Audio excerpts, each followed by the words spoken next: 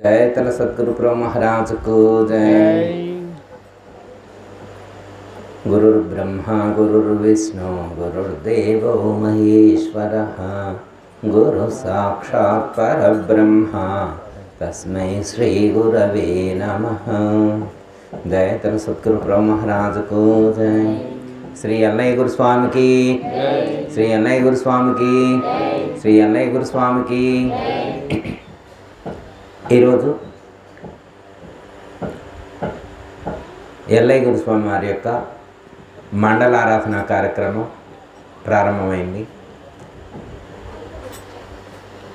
మనందరికీ కూడా వారి గురించి తెలుసు. వారిని ప్రత్యక్షంగా దగ్గరుండి దర్శించాము.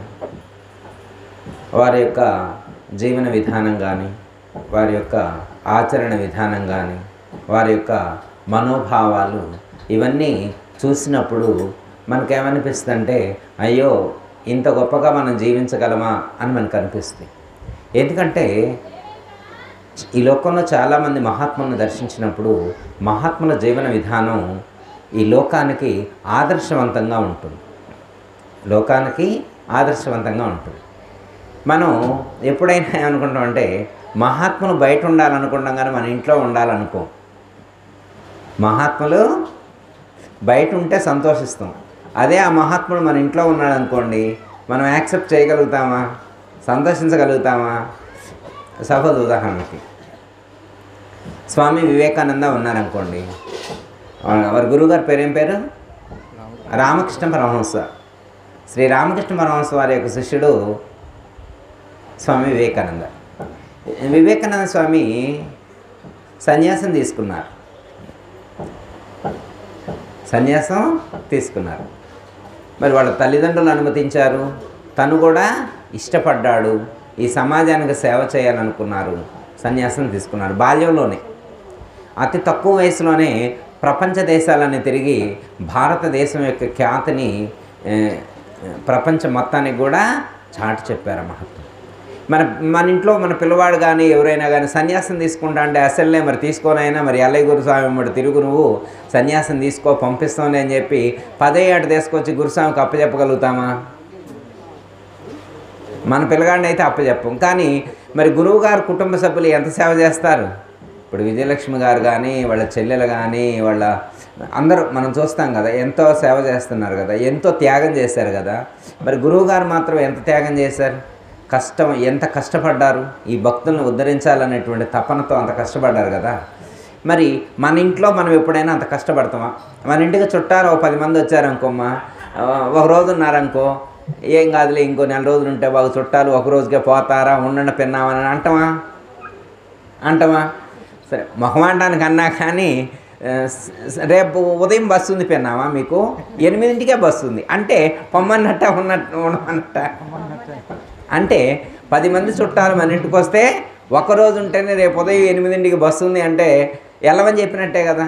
మరి ఒక్కరోజు ఒక 10 మంది మన ఇంటికి వస్తేనే మనకి ఉంచుకోవడం అంత కష్టంగా ఉంటే, మరి గురువుగారింట్లో 4 నెలలు చాతుర్మాసం కార్యక్రమం పెడితే వాళ్ళ కుటుంబ సభ్యులు ఎన్ని కష్టాలు పడాలి? కనీసం వాళ్ళకి పడుకోవడానికైనా మంచం దొరుకుద్దా? వాళ్ళకి కప్పుకోవడానికి దుప్పట దొరుకుద్దా? కనీసం దిండు ఉంటుందా? ఉండదు. మరి ఇట్లా ఎన్ని సంవత్సరాలు? ఇప్పుడు గురువుగారు ఎన్ని సంవత్సరాల నుంచో చేస్తున్నారు కదా. మరి ఇన్ని సంవత్సరాల నుంచి ఎంత కష్టపడితే, ఎంత త్యాగం చేస్తే ఇంత జ్ఞానం ఈ భక్తులకు అందాలి అమ్మ. మన ఇంట్లో అయితే మనమైతే ఓకే, గురువుగారు గొప్పవారు. ఎందుకు గొప్పవారు అయ్యారు గురువుగారు అంటే, మనం చెయ్యలేని వారు చేస్తున్నారు. మనం చెయ్యలేని త్యాగం గురువుగారు చేస్తారు. అందుకని గురువుగారు గొప్ప. గురువుగారు ఏమన్నా ప్రతిఫలాన్ని ఆశించారా? మీరు వచ్చే వాళ్ళందరూ కూడా తలా 1000 రూపాయలు తీసుకొస్తేనే ఈ సత్సంగానికి రావాలని ఎప్పుడని మీతో చెప్పారా? డబ్బులు ఇస్తేనే ఇక్కడికి రావాలని ఎప్పుడని చెప్పారా? అసలు డబ్బులు ముచ్చటే లేదు గురువుగారి దగ్గర. ఉన్నోళ్ళు ఇస్తారు, లేనోళ్ళు ఇవ్వకపోయినా కానీ ఏమన్నారు. లేనోళ్ళకి ఎదురిస్తారు గురువుగారు మనస్తత్వం ఎట్లాంటిదంటే, లేనోళ్ళు ఎవరైనా వస్తే వాళ్ళకి ఎదురిచ్చి పంపిస్తారు. అంత గొప్ప మనసు ఉన్నటువంటి గురువుగారు. లోకంలో ఉన్న గురువులు డబ్బులు ఇస్తేనే అలవ్, లేకపోతే లేదు. ముందే ఫీజు కట్టి రిసిప్ట్ తీసుకొని రావాలి గురువుగారి దగ్గరకు రావాలంటే. రిసిప్ట్ లేకపోతే గురువుగారి దగ్గరికి అలవ్ చేయరు. మరి ఎంత గొప్ప గురువుగారు దొరికారు. ఈ గ్రామం ఎంత పునీతమై ఉండాలా. నిరంతరం సత్సంగం జరుగుతూ ఉంటే, స్మరణ చేస్తూ ఉంటే ఈ గ్రామం మొత్తం పునీతమైపోయింది. మరి ఎంతమంది గుర్తించగలుగుతారు? గుర్తించేవాళ్ళు గుర్తించగలుగుతారు. అందరూ గుర్తించగలుగుతారా అమ్మ? ఆ భావన ఉన్నటువంటి వాళ్ళు, ఆ ధ్యాస ఉన్నటువంటి వాళ్ళు దాన్ని పట్టుకోగలుగుతారు. అర్థమైనా? సపోజ్ ఉదాహరణకి గురువుగారు ఎప్పుడూ చెప్తారు, బ్రహ్మంగారు గురు చెప్తారు, బ్రహ్మంగారు చెప్పినటువంటి ఆ తత్వజ్ఞానాన్ని బోధించేవారు. అలా బ్రహ్మంగారి శిష్యుడు మీకు తెలిసిన వాళ్ళు ఎవరైనా ఒకళ్ళ పేరు చెప్పండి. చాలామంది శిష్యులు ఉన్నారుగా, ఒక ఆయన పేరు చెప్పండి. సిద్ధయ్య గారు. ఓకే, బ్రహ్మంగారి శిష్యుడు సిద్ధయ్య గారు. మరి సిద్ధయ్య గారు వాళ్ళ ఇంట్లో చెప్పుకుంటే గురువుగారి దగ్గరకు వచ్చిండు. వాళ్ళ ఇంట్లో చెప్పుకుంటే గురువుగారి దగ్గరకు వచ్చిండు. ఒకవేళ మీ పిల్లవాడు కానీ ఎవరైనా మీ ఇంట్లో చెప్పకుండా గురువుగారి దగ్గరకు వచ్చి నేను గురువుగారి దగ్గరే ఉంటా, నేను ఇంటికి రానని అనుకో, అసలే నాన్న అంతే మంచిదేలే ఉండు నాయన అని అంటామా? ఎమ్మటి ఈడ్చుకొని పోయి కాలేజీలో అప్పచెబుతాం అన్నమాట. అక్కడ టీచర్స్కి చెబుతాం, మా పిల్లవాడిని కనుక బయటకు వదిలి పెడితే ఫీజు కూడా ఈయన అంటాం. అసలు అట్టట్ట పంపించను, పిల్లగాడిని బయటికి ఎందుకు పంపించను, నా పర్మిషన్ తీసుకోకుండా. అవునా కదా? అంటే మన పిల్లగాళ్ళు అయితే చదువుకోవాలా, మన పిల్లగాళ్ళు అయితే ఉద్యోగం చేయాలా, కానీ సిద్ధయ్య గారిలాగా బ్రహ్మంగారిలాగా తీర్చిదిద్దపడాలి. ఎలా తయారవుతారు అంటే గురువుగారు కుటుంబ సభ్యులు ఓకే, వాళ్ళు ఎన్నైనా కష్టాలు పడవచ్చు. అంటే సమాజానికి సేవ చేయటం అంటే మామూలు విషయం కాదు. అట్లా ఎవరు భరిస్తారమ్మా ఇంతమందిని? ఎన్ని రకాల భావాలతో వస్తారు, ఎన్ని రకాల ఆలోచనలతో వస్తారు. ఇన్ని రకాల ఆలోచనతో, ఇన్ని రకాల భావాలతో వచ్చేటువంటి వాళ్ళందరినీ సమన్వయం చేసేటువంటి సామర్థ్యం ఆ గురువు గారికి ఉంది. ఎంతమందికి ఉంటుందమ్మా? అందుకే ఈ లోకంలో జ్ఞానం తెలిసినటువంటి వాళ్ళు చాలామంది ఉంటారు, కానీ ఆచరించేవాళ్ళు చాలా తక్కువ మంది ఉంటారు. ఆచరించేవాళ్ళు చాలా తక్కువ మంది ఉంటారు. అలా ఆచరించినటువంటి మహాత్ముల్లో ఎల్లయ్య గురుస్వామి ఒకరు. అంత గొప్ప జీవన విధానం వారిది. వారు ఏమని చెప్పారు? వారు చెప్పే బోధ ఒకెత్తు, వారిని చూసి నేర్చుకోవాల్సింది చాలా ఉంది. గురువు గారిని చూసి నేర్చుకోవాల్సింది చాలా ఉంది. ఇప్పుడు మీరు వినే ఉంటారు, మనకు వెనకటి రోజుల్లో ఒక మాట చెప్తారు, గురువు ఇంటనైనా ఉండాలా, గురువు వెంటనైనా ఉండాలా. ఎందుకు ఇంట్లో ఎందుకు ఉండాలా, వారెమ్మడబడి ఎందుకు తిరగాలి అంటే, ఎందుకు అంటే వెనకటి రోజుల్లో లాగా ఇట్లా పుస్తకాలు ప్రింటింగ్ లేదు, ఇలా యూట్యూబ్లో పెట్టాలి, వాట్సాప్లు యూట్యూబ్లు పుస్తకాలు ప్రింటింగ్ కూడా లేదనమాట. గురువుగారు చెప్పితే విని నేర్చుకోవటం. శృతులు అన్నారు. మనం ఇప్పుడు చదువుకునేటువంటి ఆ 1180 ఉపనిషత్తులు ఏవైతే ఉన్నాయో, లేకపోతే 4 వేదాలు ఏవైతే ఉన్నాయో, ఆ 4 వేదాలు కానీ ఈ 1180 ఉపనిషత్తులు కానీ అలా వినటం ద్వారా మనకు అందినటువంటి జ్ఞానం. ఒక గురువుగారు ఆ శిష్యుడికి చెప్తే, ఆ శిష్యుడు వాళ్ళ శిష్యుడికి చెప్తే, వాళ్ళు విని నేర్చుకున్నటువంటి జ్ఞానం ఇప్పటి వరకు కూడా మనకు అందుతూ ఉందంటే ఎంత గొప్ప. అర్థమేనమ్మా? వాళ్ళు విని నేర్చుకున్నారు. ఇప్పుడు మనం పుస్తకం ఇచ్చినా కానీ, అంటే మీరు మహాజ్ఞానులు ఊరికనే చదువుతారనుకో అమ్మ, అలా పుస్తకం కానీ పట్టేస్తారంతా. మరి చాలామంది తక్కువ మంది ఉంటారు కదా పట్టుకునేవాళ్ళు, లోకంలో చాలా తక్కువ మంది ఉంటారు కమ్మా. అప్పుడు ఎలా నేర్చుకున్నారు? చిన్న ఎగ్జాంపుల్ చెప్తా. గురువుగారు ఇంట ఉండాలి అన్నారు కదా. గురువుగారి ఇంట్లో గురువుగారు ఇందాక మీరు పాట చదివారు, నాకు అదే గుర్తొచ్చిందనమాట. గురు సేవ చేయనటువంటి బ్రతుకెందుకు, గురు సేవ చేయనటువంటి బ్రతుకెందుకు అంటే, ఈ ప్రపంచంలో ఎవరైనా ఒక మనిషి జన్మించాడు అంటే బ్రతికే దానికి ఒక అర్థం ఉంది అంటే గురు సేవ చేయాలి. గురు సేవ చేసినప్పుడు మాత్రమే గురువు చెప్పేటువంటి ఆ భావం అనేటువంటిది మనకు అర్థమవుతుంది. గురువు యొక్క మనస్సులో స్థానాన్ని మనం సంపాదించుకోవాలి. మనకు చెప్తారు, గురునకు సేవలు చేయొచ్చు గురుభావము గన్నవాడు గురుపుత్రుడిలన్, గురి గుర్తులు రెండెరుగని దొరలైతే ఏమి ముక్తి దొరకాదోయన్నా, తుదకో ఘోర నరకామౌనన్నా, పరమార్థమును రోసి హరిని నాయక దొడ్డ, పరమార్థమును రోసి హరిని నాయక దొడ్డ, దొరలను గొలిచేడి నరులకెన్నడు ముక్తి, దొరలను గొలిచేడి నరులకెన్నడు ముక్తి దొరకదోయన్నా, తుదకు ఘోర నరకమౌనన్నా. అని చెప్పారు.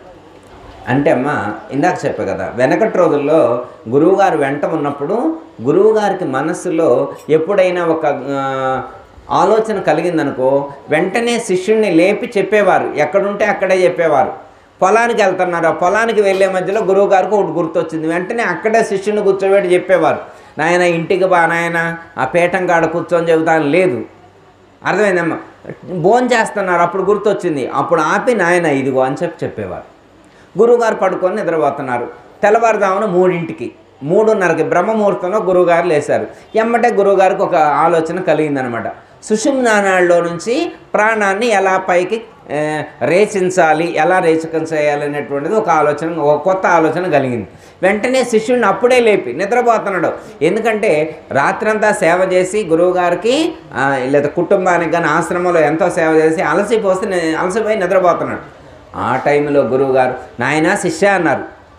పెద్ద కూడా పిలవలా, నాయనా శిష్య అన్న. గురుదేవా ఆజ్ఞ అని లేచి కూర్చున్నాడు. ఎందుకు? అసలు గురువుగారు ఇంట్లో ఉన్నది ఎందుకు? ఆయన ఇంత సేవ చేసేది ఎందుకు? ఆ శిష్యుడు గురువుగారి ఇంట్లో ఉండి ఇంత సేవ చేసేది ఎందుకు? ఇలాంటి జ్ఞానం కోసమే కదా, ఇలాంటి సమయం కోసమే కదా ఎదురు చూస్తుంది. గురువుగారి యొక్క మాట చెవిలో పడగానే వెంటనే లేచి కూర్చొని గురుదేవా మీరు ఆజ్ఞ అంటే అప్పుడు ఆ గురువుగారు ఒక మాట చెప్పారు. సపోజ్ ఉదాహరణ గురువుగారు ప్రజ్ఞానం బ్రహ్మ అని చెప్పారు అనుకోమ్మ, ఇక అది అన్నాడు గురువుగారు. ఈ శిష్యుడు ఇక అది అట్లా నిలిచిపోయింది బ్రెయిన్లో అలా నిలిచిపోయింది. మళ్ళీ 10 సంవత్సరాల తర్వాత గురువుగారు అడిగినా కానీ మళ్ళీ చెప్తారు. అలా విని నేర్చుకున్నారు మన మహాత్ములు అలా విని నేర్చుకున్నారు. ఒక్కొక్క మాట విని మనకిప్పుడు అనేకమైనటువంటి శాస్త్రాలు అందించారు. వెనకటి రోజుల్లో ఋషులు ఇంతలా ఇన్ని పుస్తకాలు చదవలేదు. వాళ్ళు ఒకే ఒక పుస్తకం చదివారు. ఏం పుస్తకం అది? గురువుగారే వాళ్ళ పుస్తకం. వాళ్ళు చదివిన పుస్తకం ఏంటి? గురువుగారి జీవితమే వాళ్ళకు పుస్తకం. మీరు వినే ఉంటారు ఉపనిషత్తు మనకు 1180 ఉన్నాయని చెప్పుకున్నాం. అందులో ముఖ్యమైన 108 అని చెప్పారు. ఇక 1180 చదివే సమయం మనకి లేదని కుదించామని చెప్పారు. 108 108 చదువుకో ఉన్నారు. ఇంకా కాలం మారిపోయింది. ఇప్పుడు కంప్యూటర్ యుగంగా ఈ కంప్యూటర్ మోడర్న్ టెక్నాలజీలో మనం ఉపనిషత్తు 108 చదవగలుగుతామా? అసలు శంకరాచార్యుల వారి కాలం కాడికి వచ్చేప్పటికనే 108 తీసేసి దశోపనిషత్తులు అని రాశారు. ఇప్పుడు దశోపనిషత్తులు కూడా లేదు. మన ఇంట్లో ఏమైనా ఉపనిషత్తు ఉందంటే ఏమైనా చెప్పగలుగుతామా? ఎన్ని ఉపనిషత్తులు ఉన్నాయంటే ఏమని చెబుతారు? మీ అంటే మహా ఉంటే 10 ఉంటాయో మీ ఇంట్లో ఏమైనా 10 ఉపనిషత్తులు ఉంటాయో అనుకుంటున్నా. ఒకవేళ ఉన్నా కానీ సపోజ్ ఉదాహరణకు ఒక ఎగ్జాంపుల్ చెప్తున్నామ్మా. ఈశావాస్యోపనిషత్తు ఉంది. ఒక ఋషి 100 సంవత్సరాలు తపస్సు చేసి ఆయన జీవితకాలం మొత్తం తపస్సు చేసి ఆయన పొందినటువంటి జ్ఞానాన్ని, ఆయన పొందిన అనుభవాన్ని 18 మంత్రాల్లో రాసిపెట్టారు. 100 సంవత్సరాల జీవితంలో ఆయన అనుభవాన్ని ఎన్ని మంత్రాల్లో చెప్పారు? 18 మంత్రాలు చెప్పారు. అది ఒక ఉపనిషత్తు. అది ఈశావాస్యోపనిషత్తు అనుకోండి. ఇట్లా చాలా ఉన్నాయి. కఠోపనిషత్తు అని, ముండకోపనిషత్తు, మాండవికోపనిషత్తు, ప్రశ్నోపనిషత్తు, చాలా ఉపనిషత్తులు ఉన్నాయి. ఓకే, ఇప్పుడు ఈశావాస్యోపనిషత్తు ఉందనుకోమ్మ. ఒక ఋషి తన యొక్క 100 సంవత్సరాల కాలగమనంలో ఎన్ని రాశాడు మంత్రాలు? ఎంత గ్రహించాడు? ఆయన గ్రహించిన జ్ఞానం మొత్తాన్ని 18 మంత్రాల్లో చెప్పారు. ఓకే, ఇప్పుడు వాళ్ళ శిష్యులకు ఆ 18 మంత్రాల్లో ఉన్నటువంటి అనుభవాన్ని చెప్పేవారు. ఇట్లా పుస్తకాల ప్రింటింగ్ లేవప్పుడు. వాళ్ళ గురువుగారు శిష్యుడు చెబితే ఆ శిష్యుడు నేర్చుకొని వాళ్ళ శిష్యుడికి చెప్పేవాడు. ఇట్లా ఒకళ్ళ ద్వారా ఒకళ్ళకి పరంపరా ప్రోక్తంగా అందబడినటువంటిది జ్ఞానం. ఇది గురు పరంపర ద్వారా అందబడినటువంటిది జ్ఞానం తప్ప పుస్తకాలు ప్రింట్ చేసినే కాదు. తర్వాత కాలంలో తాళపత్ర గ్రంథాల మీద లిఖించేటువంటి అవకాశం వస్తుంది. ఇక అప్పట్లో ఆ తాళపత్ర గ్రంథాలైనా ఎంతకాలం ఉంటాయి? కొంతకాలమే ఉంటాయి అన్నమాట. ఒకవేళ ఎవరైనా మంచి రాజుగారి యొక్క అవకాశం దొరికితే వాటిని రాగి పత్రాల మీద కానీ, లేకపోతే వెండి పత్రాల మీదనో, లేకపోతే స్వర్ణ పత్రాల మీదనో, బంగారం, వెండో, రాగు ఆ పత్రాల మీద కొంచెం రాజుగారి యొక్క అవకాశం ఉన్నటువంటి వాళ్ళు. ఇప్పుడు భక్త తుకారాం లాంటి వాళ్ళు ఉన్నారు అనుకో, వాళ్ళకి మంచి గురువుగారు దొరికాను, ఒక మంచి రాజుగారు దొరికాను అనుకో, లేకపోతే అన్నమాచార్యులు వారు ఉన్నారు, మంచి రాజుగారు దొరికితే వాళ్ళ యొక్క చెప్పినటువంటి ఆ జ్ఞానాన్ని ఆ యొక్క పత్ర గ్రంథాల్లో నిక్షిప్తం చేసి ఉంచితే ఈ కాలంలో మనం చదువుకోగలుగుతున్నాం. అర్థమైంది? అంటే గురు సేవ చేసినటువంటి వాళ్ళకు మాత్రమే ఈ జ్ఞానం అందేటువంటిది, ఈ జ్ఞానం లభించేటువంటిది. మరి ఎంతమంది గురువు గారి యొక్క సేవ చేసి ఈ జ్ఞానాన్ని పొందగలుగుతున్నారు? గురునకు సేవలు చేయొచ్చు గురుభావము గన్నవాడు గురుపుత్రుడులెన్, గురి గుర్తులు రెండెరుగని దొరలైతే ఏమి ముక్తి దొరకాదో అన్న తుదకు ఘోర నరకామవునన్నా అని చెప్పారు. గురునకు సేవలు చేయొచ్చు గురుభావము గన్నవాడు గురుపుత్రుడులెన్. గురుపుత్రుడు అంటే ఏంటి? గురు భక్తుడు వేరు, గురుపుత్రుడు వేరు. ఇదేంది గురువుగారు ఎట్లుంటుందా? గురువుగారు భక్తులు వేరు, గురువుగారు గురువుగారు పుత్రులు అంటే గురువుగారు కొడుకులు అయి ఉంటారు. గురువుగారు కొడుకులు గురువుగారు బిడ్డల్ని గురుపుత్రులు గురుపుత్రికలు అంటారేమో, మిగతా వాళ్ళందరినీ గురుభక్తులు అంటారేమో అనుకుంటాం. కానీ అలా కాదు. ఈ కందార్థాన్ని రచించినటువంటి మహాత్ముడు అలా చెప్పల. గురునకు సేవలు చేయొచ్చు గురుభావము గన్నవాడు గురుపుత్రుడులెన్. గురుపుత్రుడు అంటే ఎవరని చెప్పారు అక్కడ? దాంట్లో గురువు యొక్క భావాన్ని కనుక్కున్నటువంటి వాడు గురుపుత్రుడు. గురువు యొక్క మనస్సులో ఏ ఆలోచన ఉంది?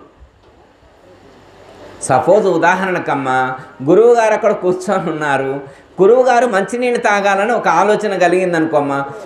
గురువుగారు మంచినీళ్ళు తాగాలనుకుంటున్నారని చెప్పి వారు చెప్పకముందే వెళ్ళి గ్లాస్తో నీళ్ళు ఇచ్చారనుకో, వాళ్ళు గురుపుత్రుడు. సపోజ్ ఉదాహరణకి పిడుగురాళ్ళ నుంచి 4 భక్తులు వస్తున్నారని చెప్పారు. గురువుగారు మనసును గుర్తించినటువంటి వాళ్ళు, ఓహో పిడుగురాళ్ళ నుంచి 4 భక్తులు వస్తున్నారంటే వాళ్ళకు వంట చేయాలని గురువుగారు అనుకుంటున్నారేమని చెప్పి వెంటనే గురువుగారికి నమస్కారం చేసి వాళ్ళకి నేను ఇంటికి వెళ్ళి వంట చేసుకొని వస్తా అనేవాళ్ళు. ఇక్కడ కాదు, ఇంటికి వెళ్ళి ఆ 4 నేను భోజనం ఏర్పాటు చేసుకొని వస్తానని. అలా గురువుగారి యొక్క మనస్సులో ఉన్నటువంటి భావాన్ని గుర్తించినటువంటి వాళ్ళు ఎవరైతే ఉంటారో, గురునకు సేవలు చేయొచ్చు గురుభావము కన్నవాడు గురుపుత్రుడులెన్, వాళ్ళు గురుపుత్రులు. అంటే గురువుగారు గర్భమునందు జన్మించినటువంటి వాళ్ళు మాత్రమే గురుపుత్రులు కాదు. ఇక్కడ వాళ్ళని గురించి వర్ణించట్ల, వాళ్ళని గురించి ఇక్కడ వర్ణించల. గురు సేవ చేసినటువంటి వాళ్ళు, గురువు యొక్క మనసులో ఉన్నటువంటి భావాన్ని గుర్తించినటువంటి వాళ్ళు. అంటే దీన్ని మనకి చతుర్విధ శుశ్రూషలు చెప్తారు కమ్మా. శుశ్రూషలు ఎన్ని రకాలని చెప్పారు? సేవలో 4 రకాల సేవలు చెప్పారు. ఒకటేంటది? ఆత్మ శుశ్రూష, 2 అంగ శుశ్రూష, 3 స్థాన శుశ్రూష, 4 భావ శుశ్రూష, 5వది భావ శుశ్రూష.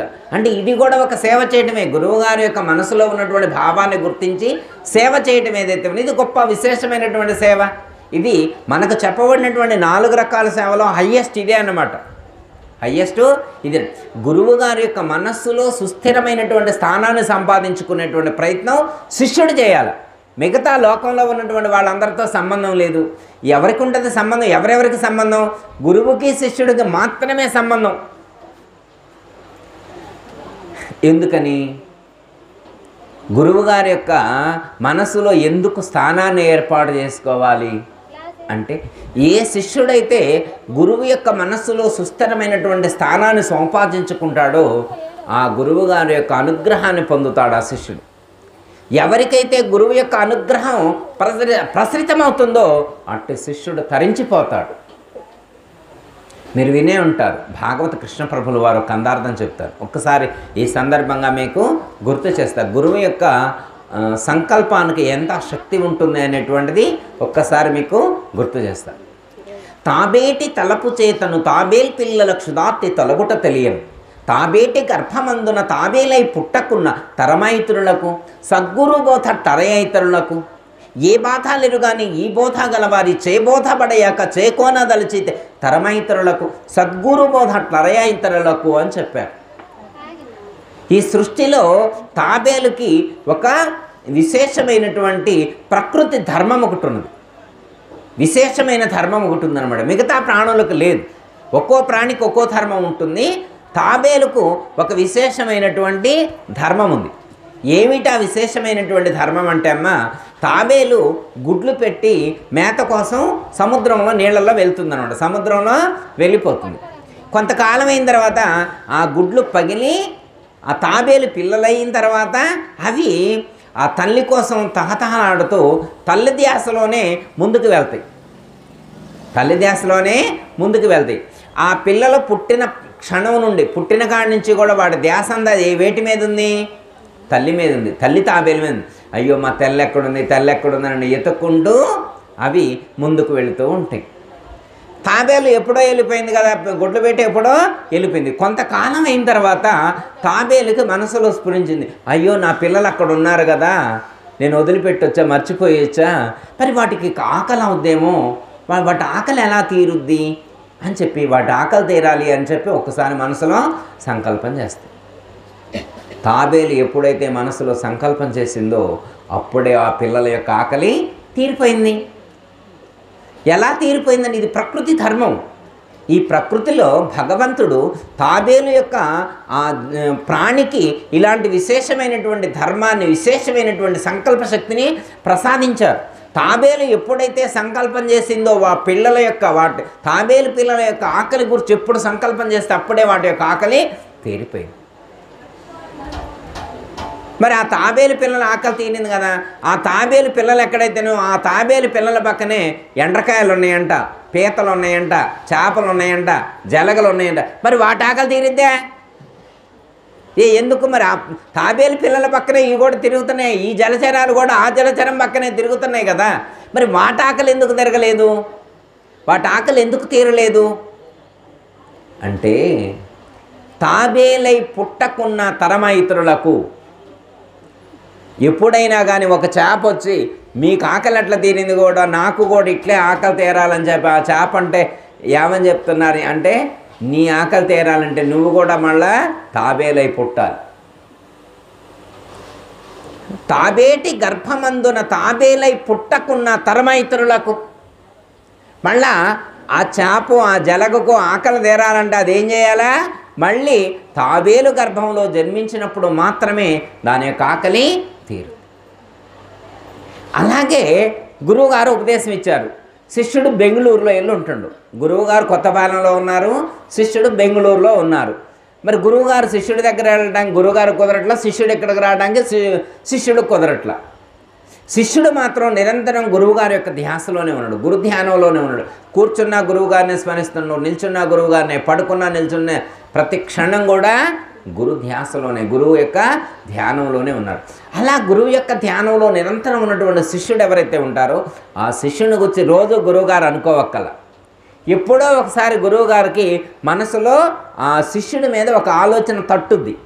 అయ్యో నా శిష్యుడు బెంగళూరులో ఉంటున్నాడే, ఉపదేశం తీసుకొని 13 ఏళ్ళు అవుతుంది, వెళ్ళి బెంగళూరులో ఉంటుండు, ఇంతవరకు రాలేదయ్యే, వాడు తరించాలని చెప్పి ఒక్కసారి మనసులో గురువుగారు తలంచితే చాలు, ఆ శిష్యుడు బెంగళూరులో కాదు, అమెరికాలో ఉన్న, ఆస్ట్రేలియాలో ఉన్న, రష్యాలో ఉన్న, జర్మనీలో ఉన్న, చైనాలో ఉన్న, ఎక్కడున్నా కానీ, లేదా అంతరిక్షంలో ఉన్నా కానీ, చంద్రగ్రహం మీదకు పోయినా కానీ, లేదా కుజగ్రహం మీదకు పోయినా కానీ, శుక్రగ్రహం మీదకు పోయినా, రాకెట్లో ప్రయాణం చేసి గ్రహాంతరవాసం చేసినప్పటికీ కూడా, శిష్యుడు ఎక్కడున్నప్పటికీ కూడా గురువు యొక్క మనస్సులో సంకల్పం చేస్తే ఆ శిష్యుడు తరించిపోతాడు.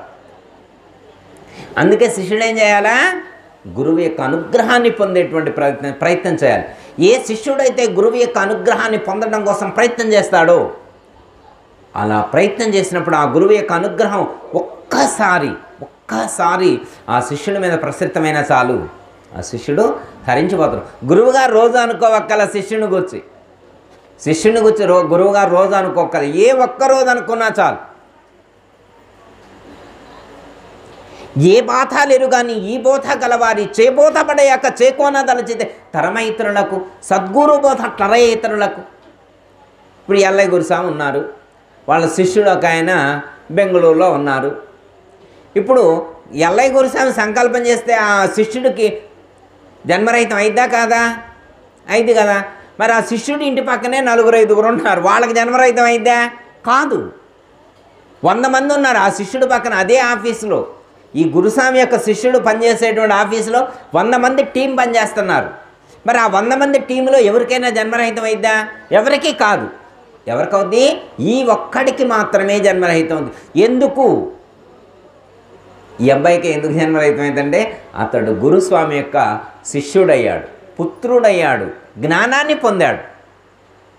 అదిగో ఏ శిష్యుడైతే గురువు యొక్క ధ్యాసలో నిరంతరం తప్పిస్తూ ఉంటాడో, మళ్ళీ అక్కడ ఉన్నటువంటి శిష్యుడు కూడా ఏం ఆలోచిస్తూ ఉండాలో? గురు ధ్యానంలో ఉండాలి, గురువు యొక్క ధ్యాసలో ఉన్నటువంటి శిష్యుడికి మాత్రమే ఈ జన్మరహితం అవుతుంది తప్ప మరి శిష్యుడు వెళ్ళిపోయిన తర్వాత మరి గురువుగారికి ఫోన్ లేదు, గురువుగారు ఊసే లేదు, అసలు గురువుగారు చెప్పిన మంత్రాన్ని అనుష్ఠానమే చేయట్లేదు, గురువుగారిని ఎప్పుడో మర్చిపోయిండు. మరి అలా మర్చిపోతే ఈ గురువు యొక్క అనుగ్రహం ప్రసరితమవుతుందా? పనిచేస్తుందా? పనిచేయదు. శిష్యుడు కూడా అంత భక్తితో, అంత శ్రద్ధతో, అంత విశ్వాసంతో, అంత నమ్మకంతో ఉన్నప్పుడు మాత్రమే గురువు యొక్క అనుగ్రహం ప్రసరితమవుతుంది, శిష్యుడిని ఉద్ధరింపచేస్తుంది అని చెప్పారు. ఎలా ఉండాలి అంటే మనకి చెప్తారు, నాయనగారు చెప్పారు, నిన్ను నమ్మినానులే నిన్ను విడచిపోనులే, నిన్ను నమ్మినానులే నిన్ను విడచిపోనులే, నన్ను దని చేచుటకు కన్న తండ్రి నీవులే, కన్న తండ్రి నీవులే, నిన్ను నమ్మినానులే నిన్ను విడచిపోనులే అని చెప్పారు. నిన్ను నమ్మినాను, నిన్ను విడిచిపెట్టిపోను, నన్ను దరిచేర్చుటకు కన్న తండ్రి లాంటి వాడివి నువ్వు. కన్న తండ్రి అయినా కానీ జన్మనిచ్చారు అంతే, కానీ మళ్ళీ జన్మ రాకుండా చేయగలుగుతాడా తండ్రి? ఎవరికి సాధ్యం? ఈ తండ్రి యొక్క ధర్మం, ఈ తండ్రి యొక్క పాత్ర కొంతవరకే ఉంటుంది, కానీ గురువు యొక్క పాత్ర అపారమైనటువంటిది. ఎన్నో జన్మల నాటి కర్మలన్నింటినీ కూడా సున్న చేసి రహితం చేసి జన్మరహితం చేసేటువంటి మహాత్ముడు కదా. మరి ఆ మహాత్ముడి యొక్క పాదపద్మాలను ఆశ్రయించి ఆ మహాత్ముడు చెప్పేటువంటి జ్ఞానాన్ని పొంది ఆచరించేటువంటి వాడు ఎంతటి ధన్యుడు అనుకోవాలి. గురువుని ఎలా కీర్తించారు? గురుర్ బ్రహ్మ గురుర్ విష్ణు గురుర్దేవో మహేశ్వర గురు సాక్షాత్ పరబ్రహ్మ తస్మై శ్రీ గురవే నమః అని చెప్పారు. గురువే బ్రహ్మని గురువే విష్ణుని గురువే శివుడను ఓ మనస, గురువే బ్రహ్మని గురువే విష్ణుని గురువే శివుడని ఓ మనస, గురు పరమాత్మని గుణరకితుండని గురు పరమాత్మని గుణరకితుండని కోరి భజించవే ఓ మనస, కోరి భజించవే ఓ మనస, సద్గురు మంత్ర స్మరణము ఎప్పుడు స్మరించావే ఓ మనస, నిరతము మరువక నిలకడగలిగి గురిగలిగుండవే ఓ మనస అని చెప్పారు. గురువే బ్రహ్మని గురువే విష్ణుని గురువే శివుడని కీర్తించటమే, గురు సాక్షాత్ పరబ్రహ్మ అంటూ మనం కీర్తించటం అనేటువంటి జరిగింది. ఎవరిని కీర్తిస్తామమ్మా? గురువుని సాక్షాత్తు పరబ్రహ్మ స్వరూపంగా మనం ఎవరిని కీర్తిస్తాము? ఈ ప్రపంచంలో ఎవరినైనా కీర్తిస్తామా? అయితే అమ్మ, లోకంలో చాలామంది గురువులు ఉంటారు మనకి. కోటి విద్యలు కూటి కొరకే. ఈ లోకంలో అనేకమైనటువంటి విద్యను నేర్పేటువంటి గురువులు మనకు తటస్థిస్తూ ఉంటారు. మరి ఆ గురువులందరూ త్రిమూర్తి స్వరూపమా? కాదు. ఆ గురువుల్ని మనం త్రిమూర్త్యాత్మక స్వరూపంగా భావించలేము. సపోజ్ ఉదాహరణకి మీకు లోకంలో చాలామంది గురువు అంటారు, పెన్నం జాకెట్ ఎక్కడదని అడిగారు. భలే ఉంది జాకెట్, భలే కుట్టించుకున్నాం, ఎక్కడదంటే నేనే కుట్టుకున్నా అమ్మాయి అని. నీకు కుట్టడం వచ్చాను? అవును కుట్టడం వచ్చాను. పలానా మా వదిన గారి దగ్గర నేర్చుకున్నా, ఆవిడే నా గురువు టైలరింగ్లో. ఎవరు? మా వదిన గారి దగ్గర నేర్చుకున్నా, మా వదిన గారే నాకు టైలరింగ్లో గురువు అన్నాడు. ఒక ఆయన వ్యవసాయం చేస్తాడు, వ్యవసాయం నేర్పాయన మా మామయ్య నాకు గురువు అన్నాడు. ఒక ఆయన కిరాణం కొట్టు, ఈ కిరాణం కొట్టు నేర్పిన ఆయన మా తాతయ్యే నాకు గురువు అన్నాడు. అర్థమైందా? ఒక ఆయన కారు నడుపుతున్నాడు, మా బాబాయ్యే కారు నేర్పడు, మా బాబాయ్యే నాకు గురువు అన్నాడు. పెన్నామ టైలింగ్ నేర్పింది. అర్థమైందమ్మా? ఒక ఆయన కిరాణా షాప్ నేర్పాడు, ఒక ఆయన వ్యవసాయం నేర్పాడు, ఒక ఆయన ఇట్లా అనేకమైనటువంటి విద్యలు నేర్పినటువంటి గురువులు మనకు చాలామంది లోకంలో కనిపిస్తారు. ఎప్పుడైనా టైలింగ్ నేర్పినటువంటి ఆ గురువు గారు ఉన్నారు, గురుమాత ఉంది కదా, ఆ టైలింగ్ నేర్పినటువంటి గురుమాతను కూర్చోబెట్టి గౌరవ బ్రహ్మ గౌరవ విష్ణు అని మీరు చదివారా? మరి ఆ గురువేగా టైలింగ్ నేర్పలా? ఒక ఆయన కారు నేర్పిన గురువే అన్నాడు కదా, మరి వ్యవసాయం నేర్పినాడు కూడా గురువు అన్నాడు కదా, మరి ఆయన కూడా గురువు అయితే ఆ గురువు గారిని కూర్చోబెట్టి నాకు వ్యవసాయం నేర్పిన గురువు గారు ఇతనికి నేను పూజ చేస్తున్నాను అని చెప్పి అక్కడ దీపం వెలిగించి పెట్టి దండేసి అగరబత్తి వేస్తే వేరే వాళ్ళు దడుచుకుంటారు. ఆయన నేర్చుకుంటాడు. అసలు అతనికి గురు బ్రహ్మ శ్లోకం చదువుతాం మనం, ఆయనకి ఒకళ్ళు చదివితే ఆయన ఊరుకుంటాడా? ఊరుకోడు. ఎందుకని? మరి వాళ్ళు గురువులే కదా, వాళ్ళు కూడా టైలింగ్ నేర్పిన ఆయన గురువే కదా, కారు నేర్పిన ఆయన గురువే కదా, వ్యవసాయం నేర్పిన ఆయన గురువే కదా, మరి వాళ్ళకెందుకు మనం అలా చేయట్లేదు? ఇట్లా ఇప్పుడు ఎల్ఐ గురుస్వామి ఉన్నారనుకోమ్మ, ఈ గురువుగారి దగ్గరకు వచ్చినప్పుడు మనం ఏ శ్లోకాలు చదువుతున్నాం, అవునా కాదా? మరి ఇక్కడ ఎందుకు చదువుతున్నాం, అక్కడ ఎందుకు చదవట్లేదంటే అక్కడ మనం చదవం. అందుకే కోటి విద్యలు పొట్టకూటి కోసం అలాంటి విద్యలు నేర్చుకున్నాం. వాళ్ళని గౌరవిస్తాం, వాళ్ళని ఏం చేస్తాం? గౌరవిస్తాం, కానీ పూజించం. ఎవరిని పూజిస్తాం? బ్రహ్మ జ్ఞానాన్ని బోధించి అనేక జన్మార్జితమైనటువంటి కర్మ ఏదైతే ఉన్నదో అట్లాంటి కర్మ మొత్తాన్ని కూడా దగ్ధం చేసి జన్మరహితం చేసినటువంటి మోక్ష సౌధాన్ని చేర్చినటువంటి ఏ మహాత్ముడైతే ఉన్నాడో, ఏ సద్గురువు అయితే ఉన్నాడో అలాంటి సద్గురు పరమాత్మకు బ్రహ్మ విష్ణు మహేశ్వరులతో సమానంగా గురు సాక్షాత్ పరబ్రహ్మ అంటూ మనం కీర్తించి పూజించి సేవించటం అనేటువంటిది జరుగుతుంది. ఇది వేరే వాళ్ళను పూజించేటువంటి పరిస్థితి మనకు ఎక్కడా కనపడదు. ఇంత గౌరవం కానీ, ఇంత పూజ కానీ, ఇంత సేవ కానీ వీరికే చెల్లుతుంది. ఎందుకంటే వీరు అంత మేలు చేశారు. ఈ ప్రపంచంలో దేవుడు ఎలాంటి మేలు చేస్తాడో, దేవుడైనా నిజంగా ఇలా మేలు చేస్తాడో లేదో తెలియదు, కానీ దైవం కంటే కూడా మేలు చేసినటువంటి వాడు ఈ గురుస్వరూపం. దైవమైనా కానీ ప్రత్యక్షంగా వచ్చి ఎలా అనుగ్రహిస్తారమ్మా? దైవం కూడా మనల్ని అనుగ్రహించాలంటే గురుస్వరూపంతో రావాల్సిందే. దైవం కూడా ఎలా వస్తారు? గురుస్వరూపంగా రావాలి. ఎందుకంటే అమ్మ మనకు అవతార తత్వం చెప్తారు, గురువు తత్వం చెప్తారన్నమాట. అవతార తత్వంలో ఎలా ఉంటుందంటే, మీరు భగవద్గీత చదివే ఉంటారు, భగవద్గీతలో చెప్తారనమాట. యదా యదాకి ధర్మస్య గ్లానిర్భవతి భారత అభ్యుత్థానమ ధర్మస్య తదాత్మానం సృజామ్యహం అన్నారు. పరిత్రాణాయ సాధూనాం వినాశాయ దుష్కృతాం ధర్మ సంస్థాపనార్థాయ సంభవామి యుగే యుగే అని చెప్పారు. ఈ ప్రపంచంలో ధర్మం తగ్గిపోయినప్పుడు, అధర్మం పెరిగిపోయినప్పుడు ధర్మాన్ని సమతుల్యం చేయడం కోసం, ధర్మాన్ని సరిచేయడం కోసం నేను అవతరిస్తాను అన్నారు.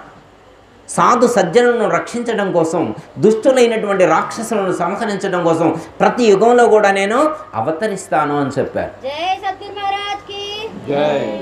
ఇప్పుడు శ్రీకృష్ణ పరమాత్మ అవతరించాడు, నరసింహస్వామి అవతరించారు, పరశురాముడు అవతరించారు. రాక్షస సంహారం చేశారా లేదా? కానీ గురువుగారు ఎప్పుడైనా హింసకు చేశారమ్మా? మా గురువుగారు మొన్ననే వెళ్ళి 10 మందిని తలకాయలు పగలగొట్టుకొని వచ్చిండనని ఎవరైనా చెబుతారా అమ్మ? వాళ్ళకైతే మొన్నైతే 18 మంది కాళ్ళు ఎరగొట్టాడు గురువుగారు. వాళ్ళు అధర్మపరులు, అసురుడనని ఏ గురువుగారు చరిత్ర అయినా ఉంటుంది అట్లా? ఎందుకంటే గురువుగారు శిక్షించేవారు కాదు. గురువుగారి యొక్క జీవితంలో హింసకు తావులేదు. గురువుగారు ఏం చేస్తారు? శిక్షణ ఇస్తారు. గురువుగారు ఏమిస్తారు? శిక్షణ ఇస్తారు. అహింసా పద్ధతితో ధర్మంగా ధర్మాన్ని బోధించి జ్ఞానాన్ని అందించి వాళ్ళను తరింప చేయటం అనేటువంటిది జరిగింది. అలాంటి గొప్ప జ్ఞాన స్వరూపమే ఎల్ఐ గురుస్వామి. వారు మీకు లభించటం అనేటువంటిది మీ అందరి యొక్క, అంటే వారి దగ్గర ఉపదేశం తీసుకున్నటువంటి వాళ్ళందరి యొక్క అదృష్టంగా భావించవచ్చు. అర్థమైందమ్మా? మరి అలాంటి గురువు గారి యొక్క అనుగ్రహంతో మరి ఇంత గొప్ప జ్ఞానాన్ని వెదజల్లటం అనేటువంటిది జరిగింది. మరి అలాంటి మహాత్ముడి యొక్క మండలారాధన కార్యక్రమం జరుగుతుందమ్మా. అలాంటి మండలారాధన కార్యక్రమంలో పాల్గొన్నటువంటి వారి యొక్క జన్మ ధన్యమవుతుంది. అందులో ఏమాత్రం కూడా సందేహం లేదు. ఓకే అమ్మా. జయ సద్గురు ప్రభు మహారాజుకు జై. అందరికీ జై గురు. మరిన్ని ఆధ్యాత్మిక రహస్యాల కోసం అచల బోధ, ఆత్మబోధ, భగవద్గీత, అలాగే పండుగల్లో దాగిన అర్థాలు, అంతరార్థాల కోసం మరియు యోగము, ధ్యానము మొదలైన అనేక ఆధ్యాత్మిక తెలుగు ప్రవచనాల కోసం క్రింద ఉన్నటువంటి రెడ్ కలర్ సబ్స్క్రైబ్ బటన్ను క్లిక్ చేయండి. అలాగే ప్రక్కనే ఉన్నటువంటి గంట సింబల్ను నొక్కండి. అలాగే ఈ వీడియో మీకు నచ్చినట్లయితే లైక్ చేయండి మరియు షేర్ చేయండి. జై గురు.